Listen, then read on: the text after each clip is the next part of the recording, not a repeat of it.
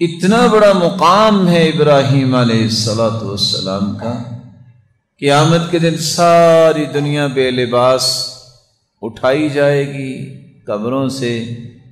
اول من یکسا من الخلائق، سب سے پہلے جس کو لباس پہنایا جائے گا وہ ہستی ہیں ابراہیم علیہ السلام۔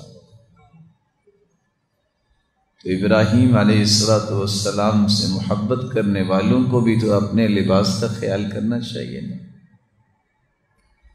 مقام ہے، جتنا کسی کا مقام بلند ہوتا ہے اتنی اس کے اندر حیا ہوتی ہے۔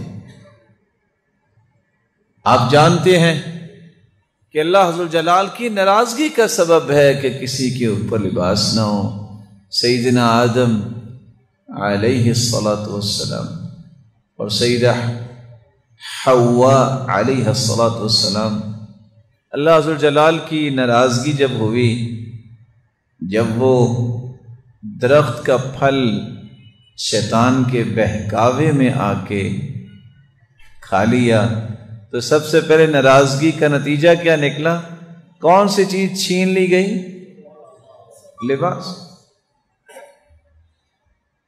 اس لیے دو باتیں یاد رکھیے گا، جو بندہ فجر کی نماز باجماعت نہیں پڑھتا، 100 قسمیں بھی کھا لے، تو نیک لوگ کہا کرتے تھے کہ 100 قسمیں بھی کھائے نا میں ہدایت یافتہ ہوں، تو 100 کی 100 جھوٹی قسمیں کھائے۔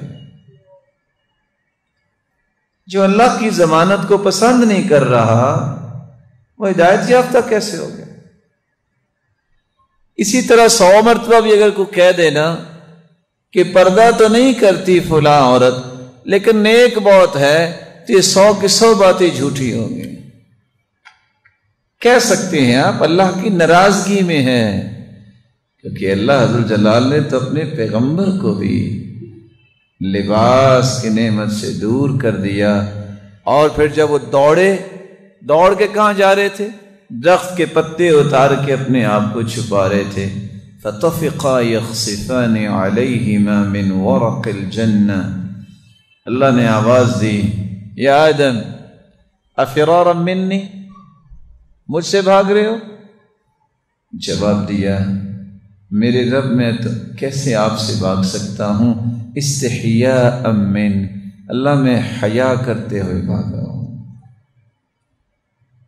اس لیے یہ بات یاد رکھنی چاہیے، بے حجابی، بے لباسی یہ اللہ کی ناراضگی کا سبب بن جاتی ہے۔